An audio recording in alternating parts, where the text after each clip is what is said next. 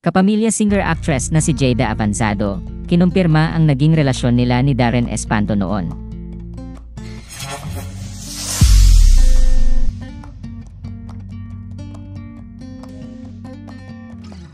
Naging bisita ni Boy Abunda ang kapamilya singer-actress na si Jayda Avanzado, na anak ni Jessa Zaragoza at Dingdong Avanzado, sa bagong episode ng Fast Talk with Boy Abunda na inire nitong Miyerkules, ika-17 ng April 2024. Doon ay kinumpirma ni Jayda ang tungkol sa naging relasyon nila ni Darren noon.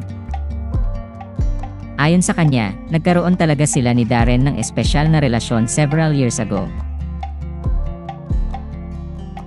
Anya, totoo po yon na there was something romantic between me and him at one point nung mga bata po kami. Parang kumbaga it's something that I actually look fondly back on.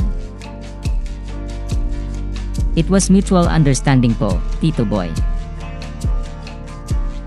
It was just mutual and we were vocal sa aming dalawa, we were vocal of that. We were both special to each other at one point.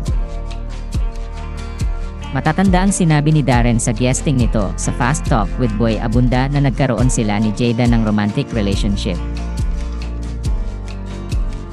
Sinabi rin ni Darren na mas gusto niyang gawing pribado na lang ang naging past nilang dalawa.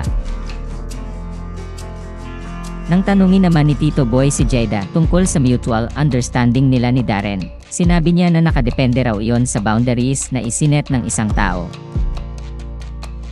Anya, in a way po, depende po kasi sa boundaries that you set. Pero siguro po with how young we were, I think it was just something na we enjoyed in the moment po. Nabanggit rin ni Tito Boy na tinawag ni Darren si Jayda bilang isa sa mga best singers ng bagong henerasyon. Ayon kay Jayda, na-flatter raw siya sa comment na yon. Si Jayda Avanzado ay ang hunika iha ng batikang singer couple na sina Dingdong Avanzado at Jessa Zaragoza.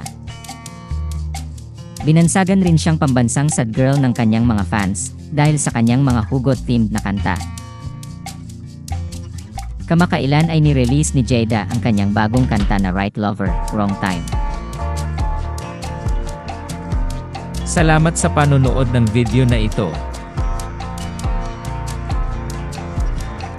Huwag kalimutang mag-subscribe sa aming YouTube channel, i-like ang video na ito, at i-turn on na rin ang notification bell.